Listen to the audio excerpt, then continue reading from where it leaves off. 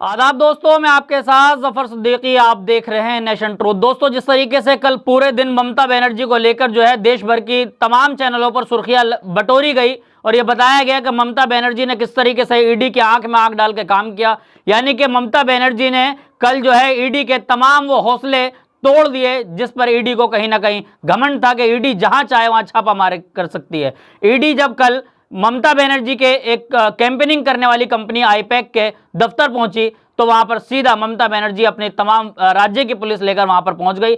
ममता बनर्जी ने वहां से जो जरूरी दस्तावेज थे वो तमाम कलेक्ट किए और बाहर आ गई।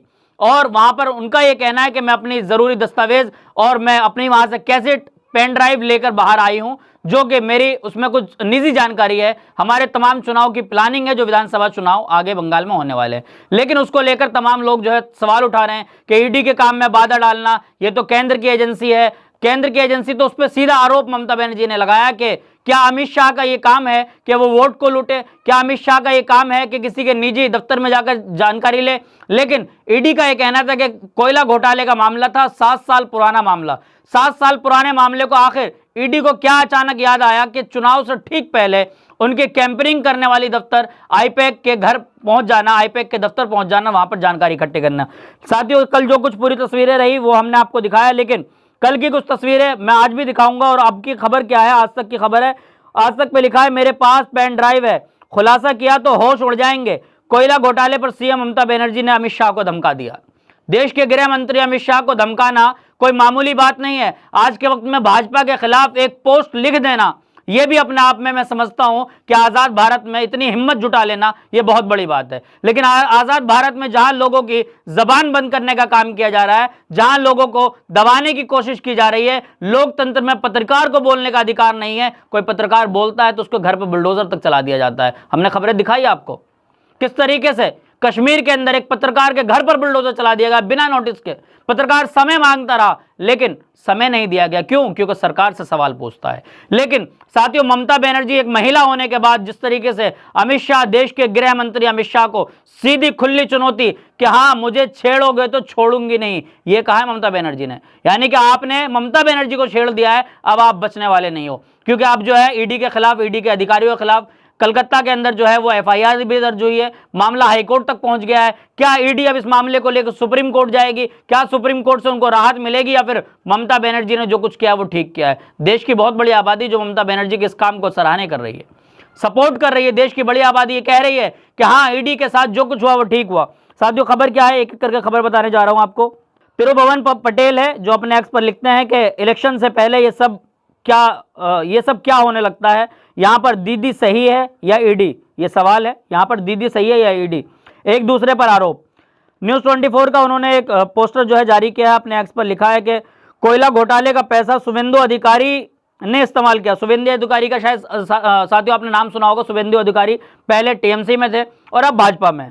शुभेंदु अधिकारी ने इस्तेमाल किया और अमित शाह को भेजा। मेरे पास इसके सबूत पेन ड्राइव में है, जरूरत पड़ी तो मैं इनको जनता के सामने पेश कर सकती हूं।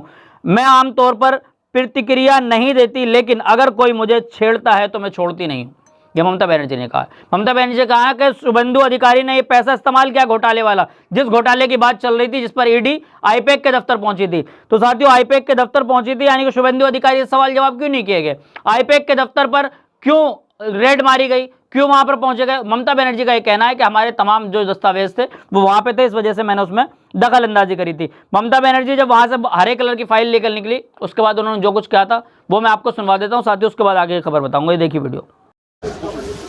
How to collect all of our party hard disk, the candidate list, the party strategy, the party plan. Is it the duty of the ED and Amit Shah, the nasty home minister, the naughty home minister who cannot protect the country, and is taking away all my party documents? If I raid the BJP party office, what will be? What will be the result? They didn't have any guards. One side the SIR case, they are deleting all the names of the Bengal people. More than 2 crore people, 1.5 crore people are being called, 54 lakhs are being deleted. without any asking their details. They are using WhatsApp only. And because of election, they are collecting all my information of my party. देखो मैंने सब लेके आया. Because I rang up Potik. Because he is the in charge of my party. So my hard disk. See. Phone. Hard disk. All they are collecting and they have already attacked my IT office also. In fact, sector 5 I am going there also. जी हाँ साथियों, आपने video देख ली। जब ये video social media पर viral होने लगी तो उत्तर प्रदेश के पूर्व मुख्यमंत्री अखिलेश यादव ने भी कहा, अपने एक्स पर लिखा कि भाजपा बुरी तरह बंगाल हार रही है, पहला परिमाण है। ये पहला परिमाण है कि बुरी तरीके से हार रही है भाजपा, ये अखिलेश यादव ने कहा। साथियों, उसके बाद दूसरी मैं आपको वीडियो दिखाने जा रहा हूं जो बंगाल से लेकर दिल्ली तक का मामला लगातार हलचल मचा हुआ है। यानी कि जब ये बंगाल में सब कुछ हुआ तो दिल्ली में बैठे तमाम सांसद टीएमसी के सड़कों पर उतर आए। सड़कों पर ही नहीं बल्कि गृह मंत्री का घर घेर लिया, गृह मंत्रालय को घेर लिया। दिल्ली पुलिस के लिए ये नाक की बात हो गई थी कि किस तरीके से टीएमसी के लोग अचानक सुबह सुबह गृह मंत्रालय को घेर लेते हैं। तो वहीं पर दिल्ली पुलिस ने जो जिस तरीके से उनको घसीटा, वो तस्वीरें भी आपको दिखाऊंगा किस तरीके से दिल्ली पुलिस ने तमाम सांसदों को घसीटा। देखिए तस्वीरें आपके स्क्रीन पर, वीडियो देखिए आप।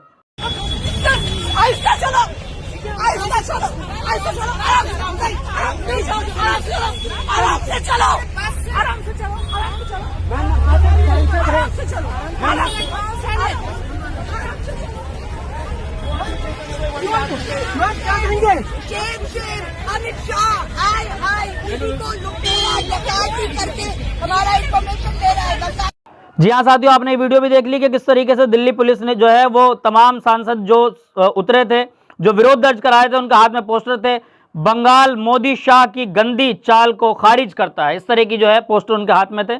उन तमाम लोगों को घसीट कर कहाँ ले जाया गया, डिटेन कर लिया गया। बस के अंदर की तस्वीरें आई, बस में जो है महुआ मुलित्रा जो लगातार जो है वो संसद में बोलती रही।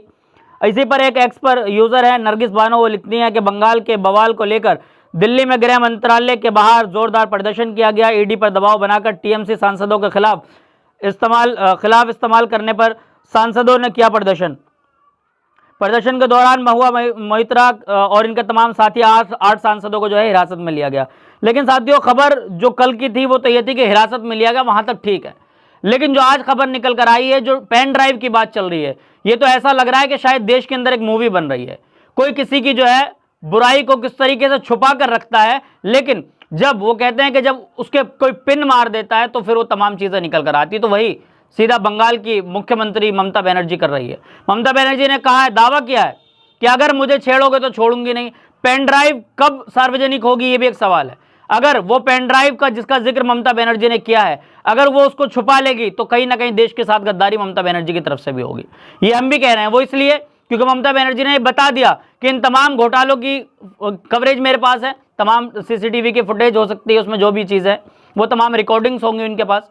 जी हाँ साथियों, तो मैं ये बता रहा था कि जिस तरीके से ममता बनर्जी ने अगर इस सबूतों को छुपा लिया तो कहीं ना कहीं बराबर की गुनाहगार वो भी होंगी जिस तरीके से जिनके सबूत इकट्ठे किए गए थे। क्योंकि देश के साथ कहीं ना कहीं खिलवाड़ हो जाएगा। देश के अंदर क्या ये मजाक चल रहा है कि अमित शाह लगातार ये कहते हैं कि बांग्लादेशी जो है वो बंगाल के रास्ते आते हैं। अमित शाह आप क्या करते हैं? क्या आपकी जिम्मेदारी नहीं है? आपको भी तो कुछ घंटे की ड्यूटी आपकी भी तो बनती है ना, सरकार से आप भी पैसा लेते हैं, तमाम वीआईपी सुविधाएं आपको मिलती है। अमित शाह आपकी जिम्मेदारी कहाँ है? कहाँ है बीएसएफ के तमाम फोर्स? कहाँ है सीआईएसएफ के तमाम फोर्स? कैसे किसकी हिम्मत होती है? और ऐसे प्रधानमंत्री के होते जो ये कहते हैं 56 इंच वाले छाती वाले प्रधानमंत्री है, जो ये कहते हैं कि जिनकी नीली आंख से हरी आंख से पाकिस्तान डरता है। पाकिस्तान की तो औकात क्या है जिसको आप डराते हैं? आप अपनी बात करिए कि क्या देश के अंदर किस तरीके से चाइना कब्जा कर रहा है, कोई फिक्र नहीं है उसकी। लेकिन सवाल पूछ लिया जाएगा तो पत्रकारों के घरों पर बुलडोजर चला दिया जाएगा। सवाल पूछ लिया जाएगा तो उनके जो है ट्विटर हैंडल हो चाहे उनके सोशल मीडिया प्लेटफॉर्म्स हो, उनको ब्लॉक कर दिया जाएगा और उन पर जो ऐसी ऐसी धाराओं में मुकदमा लगाया जाएगा जिसकी उसने कभी कल्पना भी नहीं की होगी।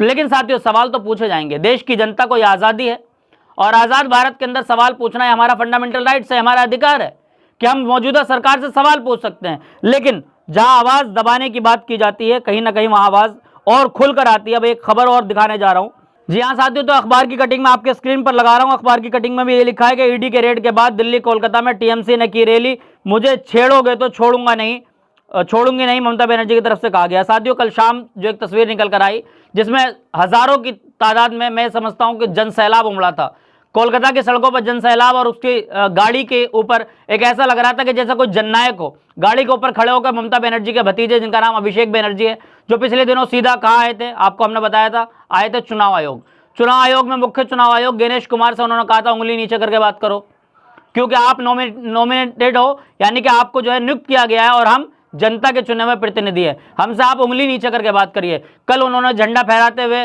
तमाम लोगों को समर्थन मिला और जिस तरीके से जनसैलाब उमड़ा था, इससे साफ तस्वीर हो चुकी है कि बंगाल में किसी भी तरीके से प्रधानमंत्री मोदी का कोई जादू चलने वाला नहीं है। गृह मंत्री जो चाणक्य कहे जाते हैं उनका भी कुछ नहीं होने वाला, लेकिन ईडी के चक्कर में जो फंसे हैं, क्या इनकी किस तरह की तस्वीर होगी, किस तरह की दुर्दशा होगी, ये तमाम हम आपको पल पल के अपडेट देते रहेंगे। जब तक लेता हूं आपसे अलविदा, फिर मिलूंगा किसी वीडियो के साथ। देखते रहिए नेशन ट्रूथ।